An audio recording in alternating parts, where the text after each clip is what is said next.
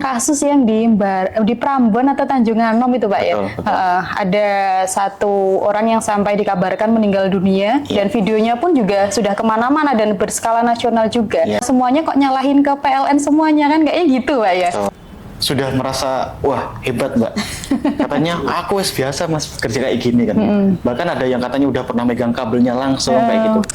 Bolanya masuk ke got, kemudian dia mengambil bolanya sambil pegangan yang itu. Nah, terjadilah tersengat listrik di situ. Bahkan ada salah satu oknum ini yang membesarkan menaikkan daya itu dengan katanya itu ada nominalnya, maksudnya nggak gratis kan.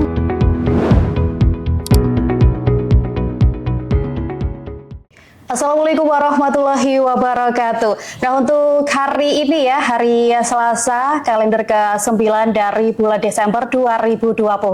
Kita berjumpa lagi di Bincang Omah Tandang dari Dinas Komunikasi dan Informatika Kabupaten Nganjuk. Ruang ngobrol yang santai tapi penuh dengan banyak sekali informasi yang bermanfaat. Dan untuk hari ini ya, kita membahas topik yang sangat penting dan topik ini setiap hari bahkan setiap detik dekat dengan kita, yaitu tentang kelistrikan. Dan juga tema kita untuk hari ini keselamatan kelistrikan. Dan hari ini juga di studio bersama dengan saya ada tamu yang sangat spesial sekali dari teman-teman PLN UP3 Mojokerto. Dan di samping saya ini sudah ada Mas Anton Sugiarto selaku tim leader K3L di PLN UP3 Mojokerto, dan juga ada Mas Sahid Solihin. Beliau adalah leader K3L PLN ULP Mojokerto UP3 Mojokerto. Dan pemirsa, untuk hari ini kita langsung sapa narasumber kita yang sangat spesial. Di samping saya sudah ada Mas Anton. Betul Mas Anton ya? Betul. Oke. Nah, ini Mas Anton dari UP3 Mojokerto. Waduh, ini tadi jauh-jauh dari Mojokerto. Ini tadi berangkat jam berapa Mas Anton? Saya tadi berangkat jam 8, kemudian sampai di sini jam 9. Waduh, saya ngebut ini tadi. Iya. Oke, meruput ya. Nah, di sampingnya ini juga ada Mas Sahid Solihin. Beliau adalah leader K3L PLN ULP Nganjuk UP3 Mojokerto. Selamat datang Mas Sahid. Selamat datang Mbak. Kabarnya gimana? Sehat? Alhamdulillah. Nah, dekat sehat. Ya dengan kita sebenarnya. Dekat sekali, tetanggaan ini Mbak. Tetanggaan ya, Iya. tetanggaan jalan ya. Iya. Masih satu kecamatan kan ya? Masih satu kecamatan. Nah, untuk pemirsa ya, hari ini untuk tema kita yaitu keselamatan kelistrikan. Nah, ini nanti akan dijelaskan oleh narasumber kita, dan yang pertama ke Pak Anton atau? Ke saya dulu. Oke, Mas Sahid ya? Iya. Mas saja ya, biar Mas saja lebih mudah, lebih energik. Betul. Oke. Nah, ini bisa dijelaskan Mas Sahid terkait dengan keselamatan kelistrikan itu seperti apa sih gitu? Oke, baik. Terima kasih ya atas kesempatannya Mbak Etna dan rekan-rekan dari Diskominfo Kabupaten Nganjuk ya. Jadi mungkin sedikit, mohon maaf ya, sedikit mengkoreksi ya, yang tepat keselamatan ketenaga listrikan. Ya Mbak ya. Ya, jadi itu istilahnya kalau di dalam PLN itu kita mengenalnya K2, keselamatan ketenaga listrikan. Nah, itu apa? Jadi itu keselamatan ketenaga listrikan itu adalah upaya atau langkah-langkah dari kita ya Pak Mbak, dalam mengamankan instalasi ataupun penyediaan tenaga listrik supaya apa? Supaya aman untuk instalasi sekitar, supaya aman untuk lingkungan sekitar, dan juga supaya aman bagi manfaat listrik itu sendiri. Nah, jadi kayak masyarakat itu kan termasuk pemanfaat listrik ya, jadi itu sudah masuk ke dalam pelaku untuk keselamatan ketenaga listrikan. Nah, seperti itu Mbak kalau untuk gambarannya ya. Oke, mungkin Mas Anton bisa menambahi terkait dengan tema kita hari ini. Oke. Terima kasih Mbak Etna. Saya akan menambahkan apa yang disampaikan Mas Said, termasuk keselamatan ketenaga listrikan dan juga keselamatan K3 untuk listrikan. Ya. Terutama saya sampaikan kepada masyarakat khususnya di Nganjuk ya. Nganjuk. Kami himbau apabila ada pembangunan atau pohon yang dekat jaringan listrik, segera diinfokan ke kami, ke PLN, supaya nanti kami bisa memberi solusi untuk penanganannya seperti apa. Nah, tujuan kita itu untuk mencegah supaya tidak ada kecelakaan, Pak. Kecelakaan ya. Ya, jadi sangat miris sekali lah. Jangan sampailah ada kecelakaan terkait dengan listrik. Karena kabel itu kelihatannya baik-baik saja gitu baik-baik ya. saja, tapi dia sangat berbahaya begitu ya. disentuh, wah. Apalagi kalau kena air ini, ya. apalagi musimnya seperti ini juga. Ya, Waduh, tambah lagi nih. Betul sekali itu. Oke. Nah ini sebelum kita ke sana ya, tadi kan juga Mas Anton menyebutkan kalau mungkin ada masyarakat yang melihat ada kabel yang menjuntai gitu kan ya. Nah itu bisa lapor ke PLN. Nah ini mungkin masyarakat juga belum tahu lapornya ke PLN itu apakah harus langsung ke kantornya atau bukan. Terus kemudian kalau di Nganjuk itu kan ada 20 kecamatan ya, ada ratusan desa. Nah ini mungkin bisa disebutkan juga bagian-bagiannya itu di mana saja. Kalau kita lapor itu harus gimana? Apa ada aplikasinya juga? Mungkin bisa dijelaskan Mas Sahid, monggo. Oke, baik. Jadi terkait pelaporan yang sudah berlangsung di PLN sendiri, Mbak, kita ada beberapa cara ya dalam pelaporan kalau memang ada pengaduan di masyarakat. Itu satu, yang pertama bisa saat ini kita sudah menggunakan aplikasi PLN Mobile ya. Ini sudah berlaku di seluruh unit se-Indonesia ya kebetulan. Lalu melalui call center kami, melalui 123 atau bisa melalui website resmi di pln.co.id ya. Jadi itu nanti biasanya masyarakat nanti dimintanya apa sih yang harus dilaporkan, biasanya harus memenuhi beberapa identitas, Pak ya.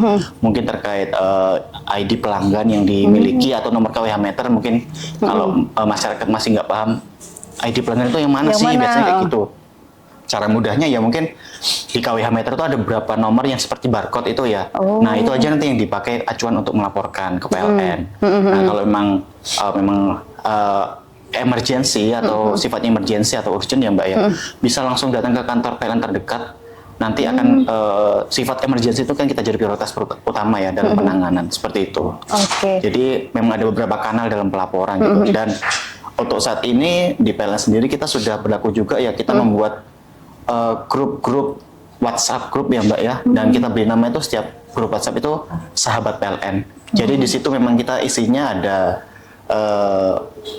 rekan-rekan dari stakeholder ya, dari beberapa PIC mungkin dari kantor kedinasan setempat, kantor desa, kecamatan, sampai pelanggan-pelanggan potensial. Jadi memang di situ juga nanti bisa mereka melakukan pengaduan ya. Nanti sifatnya tetap seperti yang saya bilang di awal tadi, sifatnya emergensi akan kami prioritaskan Mbak untuk penanganannya. Seperti itu. Nah ini kan pastinya dari 20 kecamatan ada pembagiannya sendiri. Betul. Nah itu mungkin bisa disepil di pembagiannya per kecamatan mungkin Mas Sahid? Nah betul sekali. Untuk PLN UP3 Mojokerto ini sendiri terdiri dari 10 unit layanan pelanggan Mbak ya.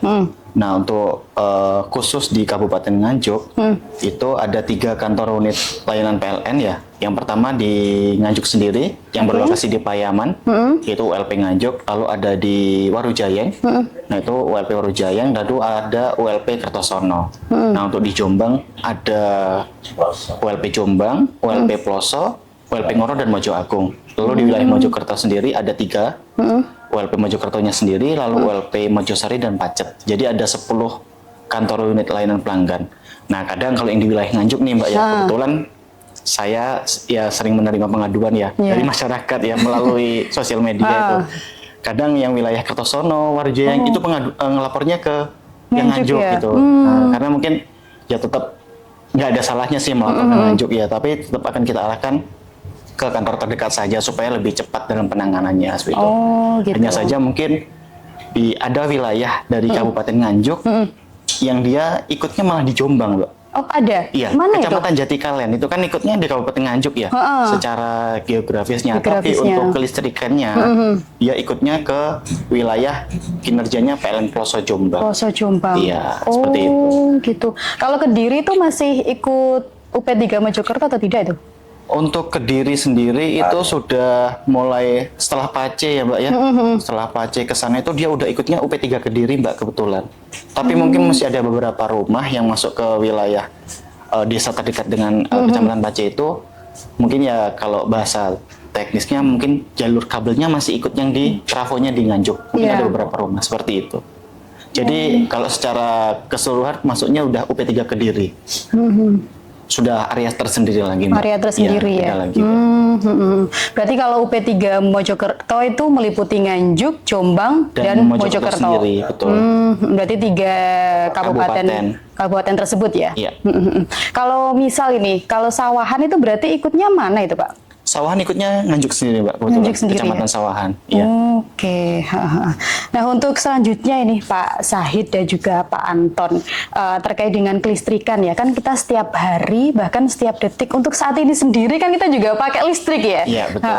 Nah, ini mungkin bisa dijelaskan juga gimana sih untuk cara pencegahan agar kita itu aman ketika menggunakan listrik, apalagi kalau musim seperti ini ketika kita di luar juga, waduh ini kan juga bahaya juga Pak ya, kalau terkena hujan apalagi. Nah, ini mungkin bisa dijelaskan dan juga edukasi ke masyarakat ini. Mungkin Mas Anton bisa menambahkan? Oke, terima kasih Mbak Eta. Untuk usaha kami ya, untuk kita sudah bersosialisasi ke desa-desa, ke sekolah-sekolahan, SMK atau SMP, bahkan yang SD juga. Sudah ke sekolah-sekolah Pak ya? Iya, betul. Oke. Jadi terutama untuk bayar listrik dalam kondisi saat ini kan musim hujan. Nah, itu ada beberapa itu kejadian tiang PJU, misalkan dari RT 1 dia pasang sendiri, Pak. Maksudnya tanpa izin dari PLN. Nah, dia pribadi lah untuk menerangi kampungnya sendiri. Nah, dan itu pernah terjadi anak kecil bermain bola pada saat hujan-hujan itu, dia bolanya masuk ke got, kemudian dia mengambil bolanya sambil pegangan yang itu. Nah, terjadilah tersengat listrik di situ. Nah, untuk pesan kami terhadap semuanya, apabila memasang lampu jalan di kampung ataupun di jalan-jalan desa itu, kami mohon untuk selalu dicek perawatan. Kita cek kabelnya masih bagus atau sudah retak-retak atau sudah tidak layak lah ya. Tidak layak. Dan kabelnya juga harus menggunakan kabel SNI. Jadi kita ada ketentuan kabel SNI untuk yang dipasang di luar maupun yang dipasang di dalam ruangan. Itu juga sangat mempengaruhi sekali. Karena apa ya? Karena cuaca kan panas dingin. Akhirnya dia menjadi kaku terus retak. Yang untuk kita bagi yang di jalan-jalan itu, Mbak ya. Nah, gimana itu? Terutama kita terhadap pohon. Itu sangat bahaya sekali apabila pohon hujan angin. Nah, itu yang sangat bahaya. Pohonnya nempel ke jaringan. Apabila ada di sekitar itu ada orang, mereka akan tersengat juga, Pak ya. Iya. Oke. Dan juga apa? Kita juga terkena dampak yang di rumah itu kena dampak listrik padam. Nah, makanya kami kerjasama dengan DLA juga untuk melaksanakan pengamanan pohon-pohon yang sudah rimbun gitu ya. Jaringan ya. Oke. Kita sudah laksanakan untuk kerjasama dengan DLA. Dan untuk yang anak-anak bermain layang-layang, itu juga sangat berbahaya sekali. Sering ya Pak Sahid ya bahkan ya. Sekali, ada laporan itu. Sampai listriknya itu padam. Iya, sampai listrik padam karena dia itu apa? Setelah saya survei ke lapangan dan menemukan itu ada yang 2 meter dia benangnya pakai kawat. Waduh. Nah, karena untuk bantol temannya yang tebal itu loh. Oke. Dia dipakai kawat biar nggak putus lah. Nah, ternyata itu dia mengenai ini kabel terjadilah ya. padam listrik. Padam listrik. Ya. Dan juga kalau misalkan itu basah kan juga bahaya untuk anaknya sendiri. Ya. Betul. Nah, kemudian yang untuk bangunan yang dekat listrik. Tiang listrik itu gimana, Pak? Ini kami sangat-sangat sarankan sekali untuk melaporkan ke PLN, berkoordinasi dengan PLN sebelum melaksanakan pekerjaan tersebut. Berarti nanti ada solusi dari PLN, itu nanti apa ya, kita lakukan yang pengamanan, kita lakukan pengamanan di situ, di lokasi yang mau dibangun. Yang mau dibangun, oke. Dan juga kita juga nyebarin brosur ini, Mbak. Tadi ini untuk bahaya listrik, ada pohon, anak layang-layang, kemudian bangunan dekat jaringan. Itu biasanya kan ada harus jarak berapa meter begitu, Pak ya? Iya, betul. Di sini sudah ada jaraknya 3 meter dari kabel listrik. Kabel listrik. Iya. Oh, gitu. Jadi antara pohon sama kabel listrik 3 meter. Ya, Kalau itu, Pak, semisal ini kan ada biasanya kan di depan rumah itu kayak ada tiang gitu, Pak ya, ada tiangnya gitu. Iya, nah, itu sebenarnya bahaya nggak sih, Pak, kalau rumah tersebut itu ditempati gitu? Kalau ada tiangnya tidak berbahaya. Karena di situ sudah kita kasih isolator, Pak, sebagai penyangga tumpuan kabel. Jadi isolatornya itu berapa itu? Satu itu 20 kV. Nah, sedangkan sendiri kan untuk kabel satu ini 11 kV. 11 Jadi dia kV. sudah 2 kalinya. Pengamanannya berarti Ya, pengamanannya sudah ekstra, Pak ya. Jadi ekstra. aman ya, Pak Ya, ya, aman. untuk rumah tersebut ditempati Ya, gitu. betul. Oke. Sudah aman. Nah, ini yang biasanya bingung juga ya ketika kita bahas terkait dengan kabel yang menjuntai atau mungkin tiang listrik kayak gitu kan pasti itu ada bedanya dengan provider lain, ya kan? Ya, nah, betul. kalau PLN sendiri itu kabelnya, ciri-cirinya, kemudian tiangnya sendiri itu yang membedakan dengan provider lain itu apa, Pak? Oke, baik, Mbak. Sebenarnya untuk membedakan itu kabel PLN atau bukan itu mudah ya, Mbak ya. Jadi kalau untuk kabel PLN, terutama kabel yang menuju ke rumah-rumah itu ya, itu kita menggunakan kabelnya itu sudah berpilin, Mbak ya. Oke. Jadi dia bukan kabel yang satu halusan kayak gitu, enggak. Pasti dia berpilin gitu. Untuk membedakannya itu, kadang kita menerima pengaduan ya, kabelnya putus dan lain-lain, ternyata kita cek dari provider wifi atau telepon setempat kayak gitu. Jadi kalau selama memang kabelnya itu yang tipenya berpilin, itu nanti dia lapor ke PLN, nanti kan kami tindak lanjuti. Nah, terkait kabel-kabel itu juga, kalau bisa ya kita menghimbau kepada masyarakat ya, Mbak ya, jangan sesekali melakukan aktivitas yang dapat menyebabkan kabel PLN itu tadi lecet atau sebagaimanapun gitu ya.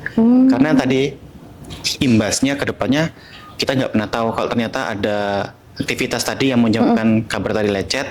Ketika mungkin ada pekerjaan contohnya dalam rumah itu mau renovasi ya, karena lecet nggak sengaja, tapi dia nggak paham kalau ternyata ada bocor listrik itu bahaya, menyebabkan orang itu bisa tersentuh dan sebagainya. Betul, itu tadi ya. Ya, jadi kalau ada keluhan terkait kabel PLN sebagainya ya laporkan aja kok ke PLN. Karena nanti akan kami tindak lanjuti oleh petugas-petugas yang sedang piket pada saat itu ya, dan yang berkaitan dengan aset PLN itu tidak akan dipungut biaya spesial pun, Mbak. Jadi gratis. Gratis ya. Gratis. Nah, ini ingat ya pemirsa ya, gratis ya. Semua layanan dari PLN itu gratis ya, Pak ya. Betul ya? Betul, gratis. Nah, ini yang harus ditebalkan ini, harus di-bold ini loh. Jadi kalau sampai ada oknum-oknum ya nah yang itu meminta membawa embel-embel PLN, bisa langsung laporkan saja. Nanti akan kami tindak lanjuti gitu. Karena sekali lagi itu kan aset PLN ya, jadi itu menjadi tanggung jawab kami dalam penggantian dan sebagainya. Jadi ya kenapa itu gratis, udah jelas itu karena milik PLN. Beda lagi kalau emang yang rusak di dalam rumah, Mbak. Nah, kalau rusak di dalam rumah nanti udah milik pribadi itu. Udah milik pribadi itu, maksudnya sudah instalasi milik pelanggan lagi ya, OEML gitu ya nyebutnya. Nah, itu pasti akan ada biaya tersendiri, tapi ya di luar konteksnya PLN tadi. Ya. Oke, berarti kabelnya itu yang berpilin tadi, Betul. Pak ya. Kalau yang tiangnya, nah ini tiang kan banyak, apalagi kalau kita keluar saja ini di sekitar sini kan juga banyak gitu, Pak. Iya, Gimana betul. sih cara kita membedakan itu? Oke, untuk tiang sendiri kalau di PLN kita saat ini paling banyak yang kita gunakan tiangnya itu tiang beton, Mbak, kebetulan ya. Oke. Tiang beton itu ada Ada yang tinggi, ada yang ukuran sedang ya. Kalau yang tinggi itu biasanya menopang 3 kabel seperti yang disampaikan Mas Anton tadi ya. 13 meter. Nah, itu ada ukurannya 13 meter sampai ke 11 meter Mas ya. 9. 9 meter ya. Nah, itu tipe-tipe tiangnya seperti itu ya. Dan kalau tiang besi ya memang ada ya, tapi sudah jarang kita gunakan saat ini ya. Itu mungkin kalau di Nganjuk sendiri ada beberapa tiang besi yang di Jalan Ahmad Yani Mbak, itu masih ada itu tiang-tiang besi ya yang digunakan. Tapi itu ya udah bisa ditandain kalau milik PLN dia menopang 3 kabel yang suplai utama tadi ya, yang 20.000 volt atau 20 kV tadi. Kalau misalkan yang membedakan dengan tiang-tiang provider atau yang lainnya sudah kelihatan jelas dari ketinggiannya ya. Tadi tingginya kan dari 9 meter sampai ke 13 meter untuk tiang PLN. Itu tadi. Oke, kalau kita berbicara tentang keselamatan ketenaga listrikan ini, nah baru-baru beberapa bulan yang lalu, nah ini kita kan dapatkan informasi juga, sempat viral juga ya, malah jadi berita nasional itu Pak ya, terkait yang kasus yang di Prambon atau Tanjung Anom itu Pak ya, ada satu orang yang sampai dikabarkan meninggal dunia dan videonya pun juga sudah kemana-mana dan berskala nasional juga. Nah itu sebenarnya dari PLN sendiri gimana kan semuanya kok nyalahin ke PLN semuanya kan kayaknya gitu Pak ya. Nah itu sebenarnya gimana sih Pak? Baik, jadi terkait kejadian yang tempo hari sempat ramai ya di awal tahun itu Mbak kebetulan. Itu ada petugas wifi ya Mbak ya. Dia sedang proses penarikan kabel ya itu kalau yang dari kronologi yang kami terima. Mereka melakukan pekerjaan tanpa berkoordinasi dengan PLN. Oh gitu. Nah, di situ sudah terlihat jelas ada kabel PLN yang kondisinya saat itu memang sudah ada lama di situ Mbak ya. Nah, mereka memasang tiang provider tadi tanpa menggunakan APD ya, alat pelindung diri. Nah, tanpa alat pelindung diri dan mungkin tanpa ada rekan kerja yang mengingatkan atau mengawasi ya. Dan tadi ditambah nggak ada koordinasi, akhirnya mereka mengiranya ya kabel itu ya nggak bertegangan gitu ya.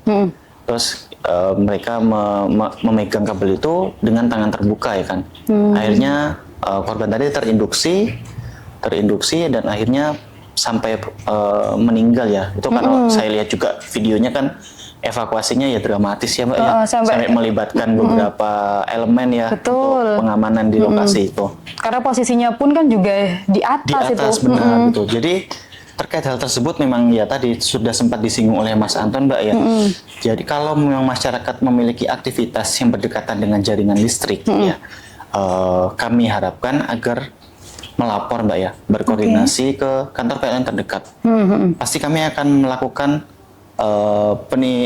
tindak lanjut Mbak terkait pelaporan tersebut. Kami survei, nah nanti kalau sifatnya tadi emergensi pasti akan langsung kami tindak lanjuti saat itu juga Mbak ya, karena berkaitan dengan keselamatan masyarakat umum ya.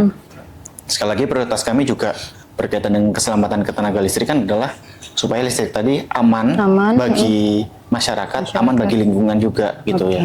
Jadi kalau memang mungkin ada yang membangun rumah, merenovasi, ya kalau jaraknya ternyata dekat ya tidak sampai 3 meter, saya sarankan untuk berkoordinasi ke PLN terdekat. Supaya solusinya gimana gitu ya. Betul, supaya aman kan Mbak ya, karena sekali lagi masih banyak sekali yang saya temui di lapangan ya, khususnya karena saya dinasnya di Nganjuk ya. Beberapa lokasi yang saya datangi Mbak, ketika saya ingatkan itu, bapak-bapak tukangnya itu sudah merasa, wah hebat Mbak. Katanya, aku biasa Mas kerja kayak gini kan. Bahkan ada yang katanya udah pernah megang kabelnya langsung kayak gitu. Kami sendiri aja yang di PLN untuk memegang kabel kondisi bertegangan, kami ada tim khususnya Mbak. Dan ada APD-nya juga ya. APD-nya nggak sembarangan. Jadi kalau saran kami, berhati-hatilah kalau misalkan sedang beraktivitas yang berkaitan dengan listrik ya. Itu tadi. Oke, berakibat fatal juga ya. Benar. Oke, nah ini terkait dengan kelistrikan juga. Kalau kita misal ini ada pembenahan di rumah kan sudah tanggung jawab pribadi ya Pak ya. Betul. Nah ini mungkin bisa ada tipsnya juga untuk pemirsa ini, khususnya masyarakat Nganjuk ya, terkait dengan pembenahan kelistrikan di rumah tangga ini seperti apa sih Mas Syahid atau mungkin Pak Anton? Oke, baik Mbak Ena. Jadi terkait bagaimana sih saran dari PLN ya untuk mungkin instalasi di dalam rumah yang baik itu, kami menyarankan setidaknya mungkin untuk pemirsa ya, supaya bisa melakukan pengecekan instalasi kelistrikan di rumahnya itu seminimal mungkin 5 tahun sekali, Mbak. Oh, Jadi 5 tahun sekali silakan diperiksa kondisi sambungan-sambungan kabel yang ada di dalam rumah ya, atau maksimal 10 tahun sekali.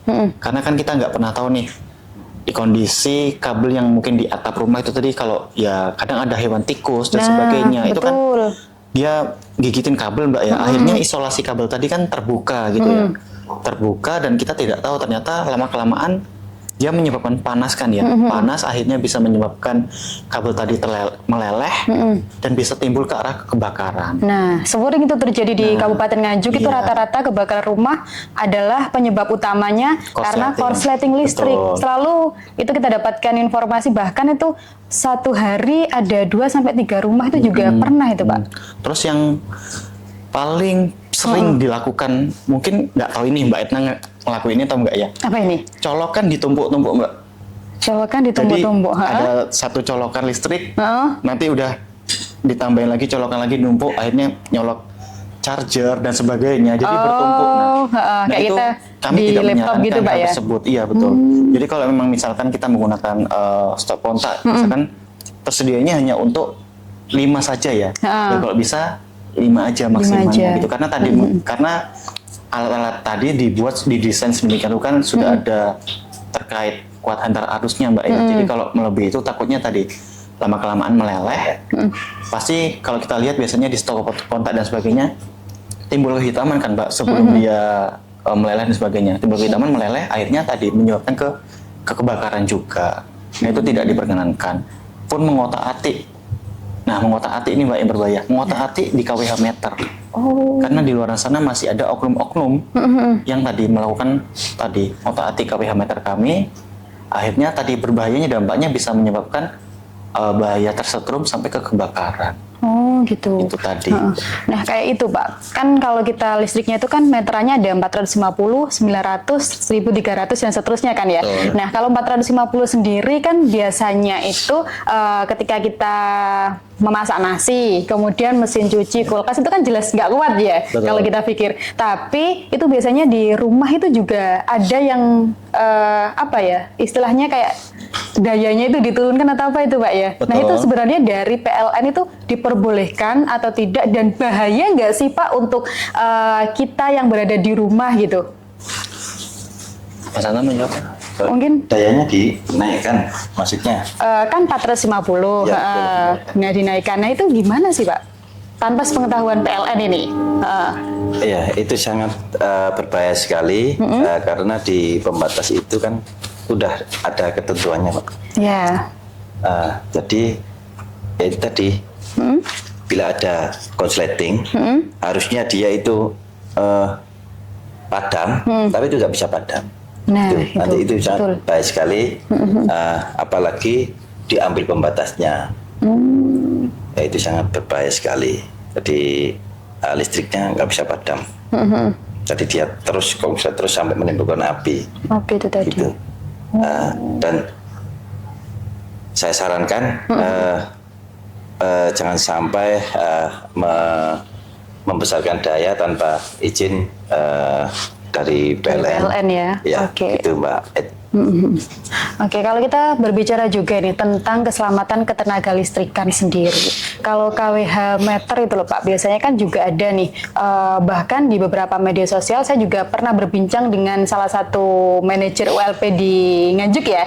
Nah itu bahkan ada salah satu oknum ini yang membesarkan, menaikkan daya itu dengan katanya itu ada nominalnya, maksudnya nggak gratis kan. Kalau dari PLN sendiri gratis. Itu apakah Pak Said sendiri pernah menemui hal seperti itu? Kemudian tindak lanjut dari teman-teman PLN itu gimana, Pak?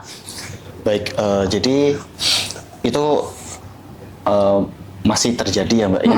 Di luar sana ada oknum yang dengan embel-embel menawarkan ke masyarakat yang notabene mereka rata-rata itu kalau di Nganjuk ini posisinya yang jauh dari pusat perkotaan gitu, Mbak ya. Rata-rata yang kami temuin itu, contohnya mungkin kalau di sini kayak yang di tritik gitu ya Mbak ya. Oke. Wilayah sana benda asli itu. Nah, itu kan yang kami temuin itu memang mereka ditawarkan iming-imingnya nanti tak tambahin alat ini atau tak otak ini listrikmu jadi awet, bahasanya kayak gitu Mbak ya. Padahal KWH meter sudah didesain sedemikian rupa disertai dengan pembatas itu tadi supaya dia untuk membatasi tadi Mbak terkait penggunaan energi listrik sesuai dengan daya kontraknya. Oke. Jadi kalau memang ada oknum yang menawarkan tadi nanti bisa menyebabkan listrik jadi lebih awet dan sebagainya, itu tidak benar. Dan beberapa kejadian kemarin di wilayah Rejoso dan sebagainya ya kebetulan itu ada oknum itu Mbak yang nawarin tutup cover KWH meter Mbak. Oh malah ada itu? Iya benar.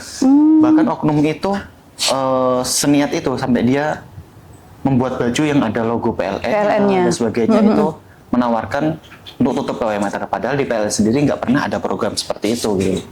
Yaudah karena KWH meter kita ya sedemikian rupa didesain nggak perlu tutup pun itu sudah aman kecuali yang dayanya sudah untuk yang besar ya untuk wilayah industri pabrik dan sebagainya pasti sudah ada covernya tersendiri yang kami berikan. Nah, menyikapi hal itu bagaimana?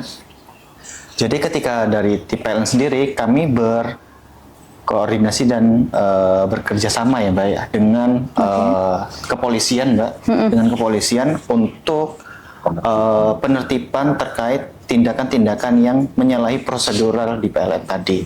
Secara undang-undangnya kan ada Mbak ya. Dan tadi kami tidak serta-merta secara sepihak dari PLN tanpa adanya bukti dalam proses tindak lanjut kalau memang ada oknum-oknum yang ternyata dari mengotak-atik aset kami.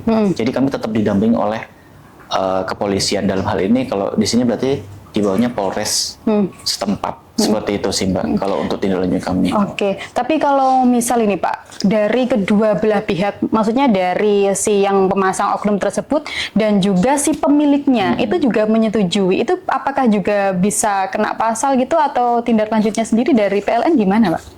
Kalau sudah dua-duanya oke lah katakan gitu. Itu tidak diperbolehkan Mbak ya, sekali lagi, karena itu kan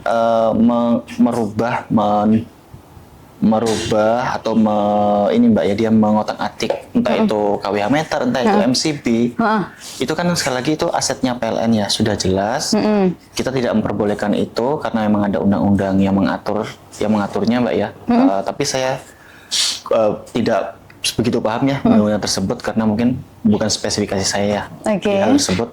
Jadi kita tidak memperbolehkan walaupun mungkin pemilik rumah mengizinkan Mbak. Tapi kan pemilik rumah secara perlu digarisbawahi bahwa pemilik rumah itu bukan asetnya pemilik rumah saat itu ya yang diotak-atik. Kalau mau ngotak-atik yang di dalam instalasi ya itu di luar PLN kuasa ya. kami ya dari PLN ya itu tadi. Tapi sekali lagi kalau berkaitan dengan MCB KWH meter atau kabel kami ya yang menuju ke rumah-rumah kalau itu diotak-atik itu tentu sudah menyalahi prosedur, tidak diperbolehkan. Itu tadi sih. Makanya kalau kami ada yang namanya tim P2TL ya, penertiban terkait penggunaan tenaga listrik. Itu ada timnya sendiri juga gitu di PLN. Oke, nah ini mungkin dari Pak Syahid sendiri ya, kalau di Nganjuk ini kasus hal tersebut itu apakah sampai dengan saat ini masih banyak Pak? Kayak menaikkan meteran tanpa sepengetahuan PLN dan lain sebagainya itu orang-orang oknum lah ya kita menyebutnya. Masih ada beberapa kasus ya Mbak ya. Ya mungkin tadi ya ganti MCB ya yang paling banyak kita temui ganti MCB. Padahal udah dapat MCB dari PLN dengan iming-iming diganti MCB-nya nanti jadi lebih hemat dan sebagainya gitu masih ada beberapa kita temuin dan juga mungkin mindahin KWH meter ya Mas Anton ya itu masih ada itu yang melakukan kan nggak boleh tuh KWH meter misalnya awalnya tuh milik di rumahnya Mbak Etna nih Masan nggak tahu ternyata Mbak Etna pindah rumah nih pindah ke Jakarta atau kemana gitu akhirnya meterannya rencananya Mbak Etna wis tak bawa ke Jakarta wis kayak gitu itu nggak boleh karena itu secara secara peraturan meteran itu ya lokasinya di situ tidak boleh dipindahkan. Nah itu masih ada peristiwa yang kita temuin seperti masih itu. Banyak ya ternyata ya. Oke, dan mungkin Pak Said dan juga Pak Anton untuk yang terakhir ya ini ya, mungkin bisa ada closing statement dari Pak Anton dan juga Pak Said ya terkait dengan tema kita hari ini. Mungkin tips untuk masyarakat, bagaimana sih untuk menjaga kelistrikan agar tidak terjadi korslet, karena korsleting listrik kan juga bisa menyebabkan kebakaran dan merugikan diri sendiri juga pastinya ya Pak ya, secara material maupun secara diri kita sendiri kan gitu. Nah ini mungkin dari Pak Anton, monggo. Oke, terima kasih Mbak Edna. Saya mempunyai apa ya? Tips ya. Oke, monggo. Supaya kita aman dari listrik. Yang pertama ini untuk kita di rumah atau di dalam rumah. Apabila kita mau mencolokkan aja ke itu stop kontak gitu ya. Mencolokkan misalkan kipas angin. Itu kalau bisa kita pakai alas kaki. Waduh. Pakai minimal sandal jepit lah. Nah, itu supaya apa? Supaya kalau ada kabel yang lecet kita tidak tersengat. Tersengat pun cuman gitu ya. Sekilas itu aja. Kayak kena semut gitu ya, sempat gigit semut gitu. Oh ya. gitu, oke. Beda kalau kita tidak pakai alas kaki. Itu nanti kita kayak ditarik. Kalau kita refleksnya nggak bagus, kita tambah lengket di situ. Itu pun kalau kita paksa, ini pasti terluka. Jebol gini, ininya kita. Ya, itu tipsnya. Apapun yang berbau listrik kita harus menggunakan alat pelindung diri, Pak. Ya, terutama kalau di kita ini ya sepatu, helm, sarung tangan. Ada APD-nya resmi ya. Ada sarung tangan karet, ada sarung tangan kulit, ada kartun. Kita sesuaikan dengan fungsinya masing-masing. Ya, kalau untuk di rumah ya. Ya, jadi tipsnya kita selalu pakai alas. Misalkan nggak ada itu ya pakai karet atau ditaruh di, misalkan kalau TV di bawah TV gini. Nah, itu kan nggak dipindah-pindah. Tapi kalau kita mau nancepin TV, kita pasti kan minjak situ. Nah, itu lebih enak kalau tempatnya memang luas lah. Berarti kemudian, minimal pakai alas itu Pak ya? Betul sekali. Untuk yang di masyarakat umum, kami sangat-sangat berpesan apabila ada pembangunan ataupun pohon ataupun anak yang bermain layang-layang, dimohon kita sama-sama untuk saling mengingatkan dan juga kita melaporkan ke kantor PLN sebelum melakukan pekerjaan tersebut. Ya, untuk menghindari tadi yang tidak kita inginkan. Ya, untuk kedepannya semoga kita semua selamatlah dari bahaya apapun, karena yang paling penting kita mengikuti prosedur itu. Oke. Mungkin itu Pak dari saya. Mungkin Mas Syahid ada tambahan, monggo. Baik, sedikit menambahkan ya, Mbak Edna ya. Jadi untuk pemirsa yang berada di rumah, saya ingin menambahkan tips aman terhadap bahaya listrik ya. Untuk yang pertama mungkin tadi ya, pastikan instalasi dan perangkat listriknya itu tadi yang berstandar SNI.